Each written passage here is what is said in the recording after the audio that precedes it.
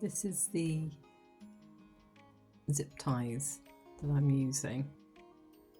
They didn't turn out to be suitable in the end, so I used reed for most of it. And a zipper foot to sew it by. This is the two pieces that you would put together. I'm just using separate fabric to show you better. And you piece them together like this, with the seams matching.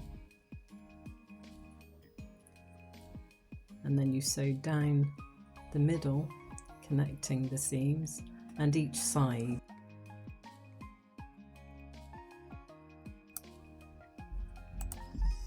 So that you can put the boning in, the channels.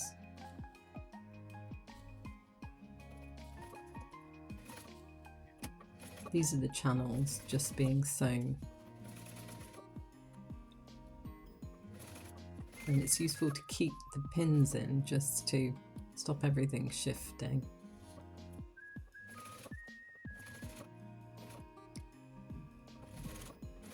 I'm not using a zipper foot just there. I used it later on. It made life a lot easier.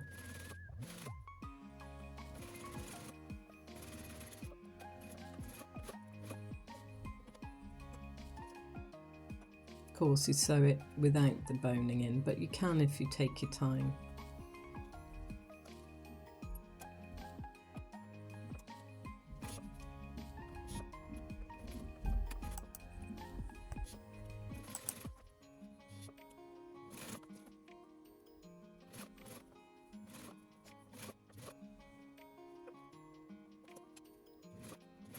It's useful to just have a look underneath, make sure nothing's caught.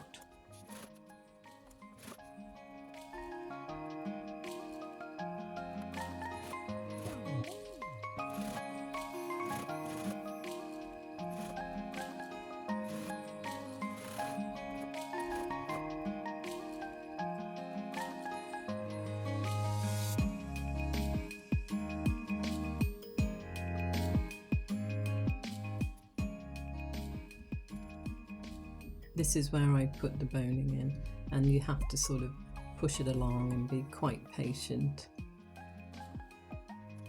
It'll get through there eventually.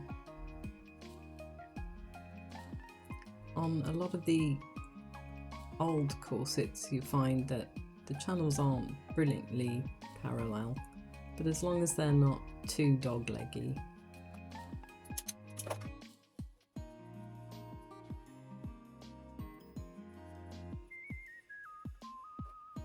bone should go through fine.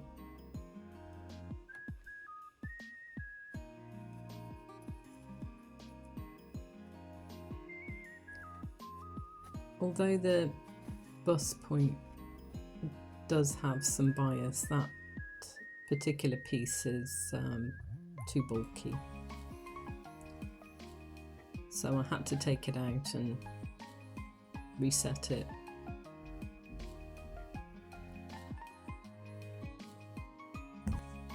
And taking out seams, snip every 4 stitches or so, it comes out a lot quicker. And then I just took the excess out of the lining and sewed the boning back in by hand, just so it didn't shift, and used ladder stitch to close the seam again. And just sewed it in the normal way afterwards.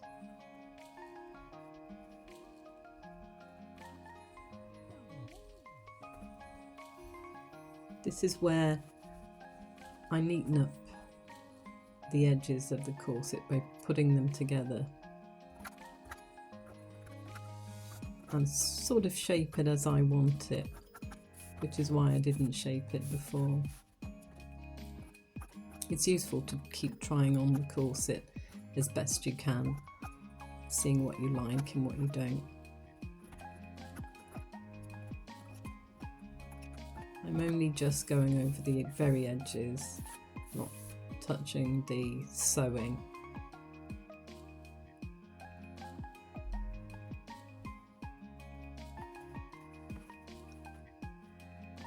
This is the reed boning, and on a light corset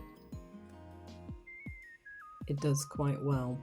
If it was a heavier duty corset, that's when you would need the steel boning.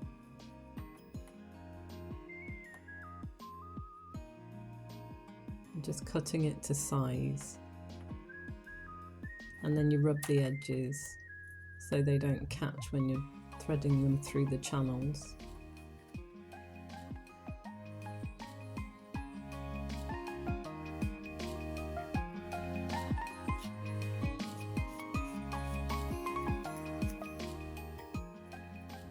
Just a nail file should be good enough,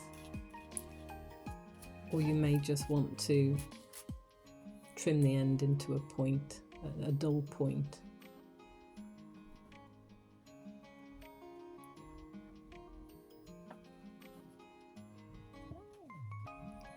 When you're trying to keep precise with the front and the back, it's useful to pin the pattern to it, just to align them exactly the same at the back so they meet quite nicely, and just to iron them in.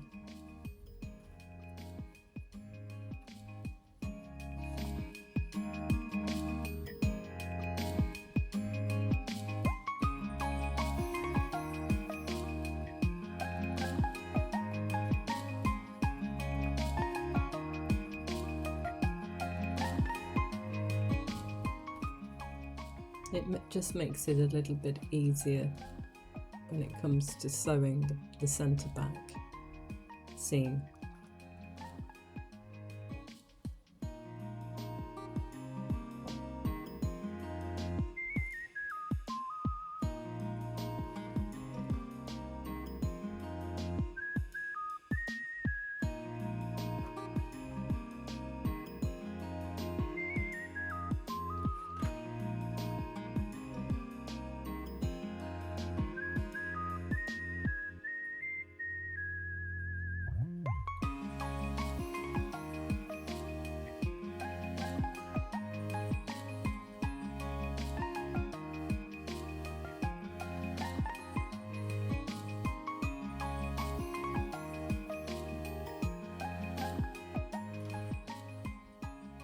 You could use a cloth if it's a fabric that's temperamental.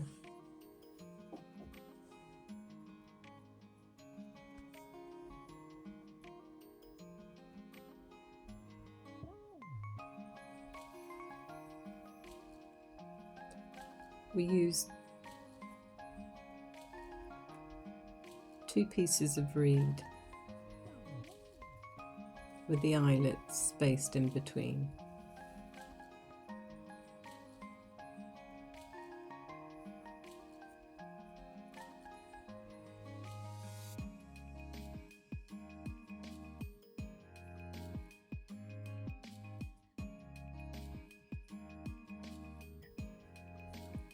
This is comparing both the back pieces.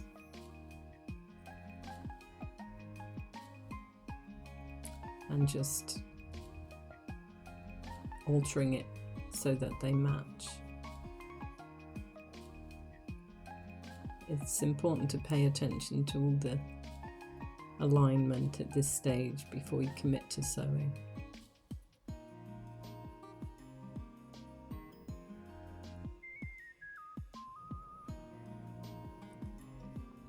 And if it helps, to use pins in the seam so that they line up.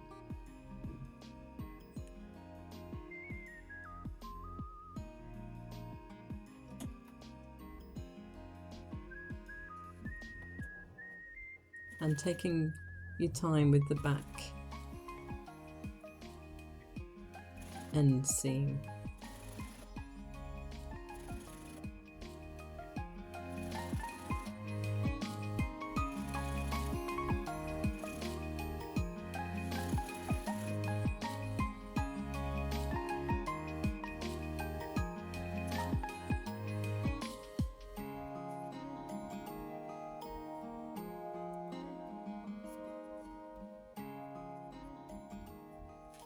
After doing the second channel and putting the boning in, I marked this at a 1 centimetre eyelet width and put the channels either side.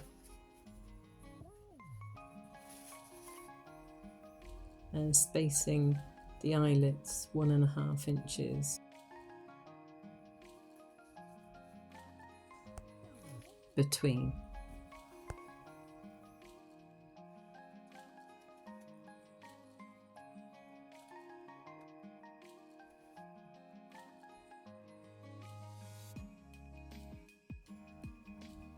You can add pins to mark the eyelet holes on the other piece.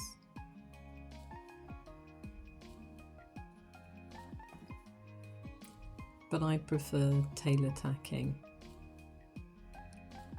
This is just to show if you do go wrong with your seams, it just to unpick. You don't have to unpick everything and just sew over it again.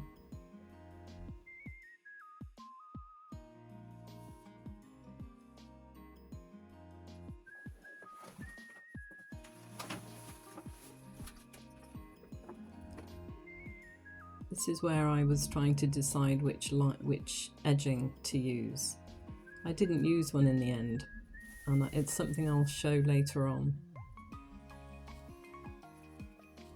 But it's just, if you're using any kind of edging, it's good to get the practice of choosing from your stash, getting a feel for what you want, colour-wise. Sometimes it can be too soft or stretchy, or too thin, or too thick. Just getting an idea for what you'd like.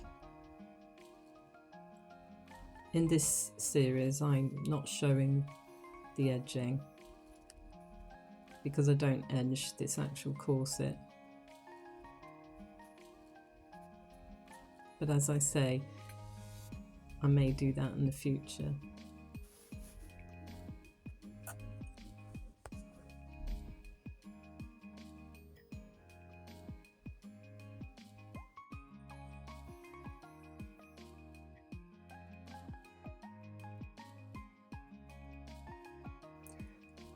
With this, I made a busk.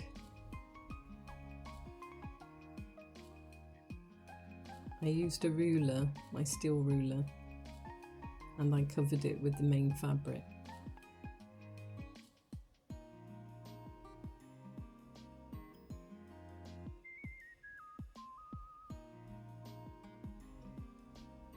I drew round it with chalk, cut out a seam allowance, use a running stitch to encase it, and then I put another piece on the other side.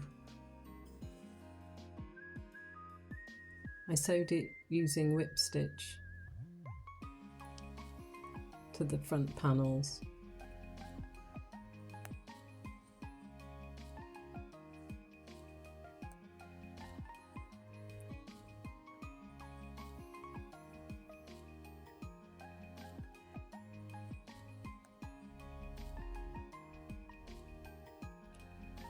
I use tailor tacks for the eyelets.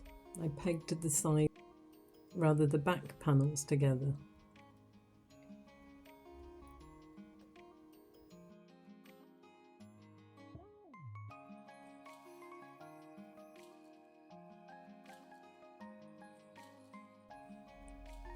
Using my owl and scissors, I widened a hole.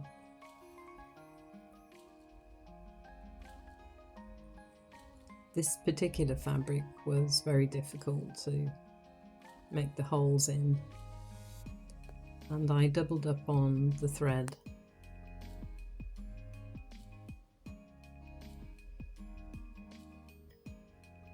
To reinforce the eyelets, I made sure to have the reinforcement at the whole edge rather than the outer edge like most people do.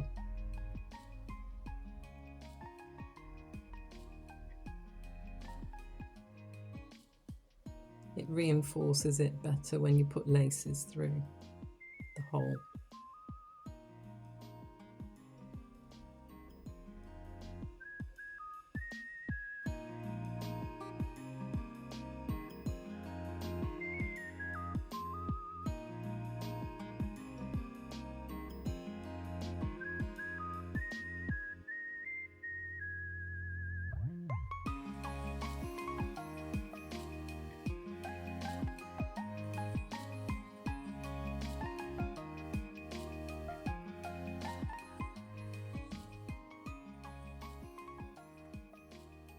Then I pinned the edges down and ironed it flat,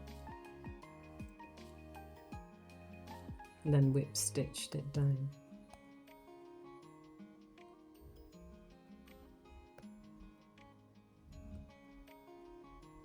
Top and bottom.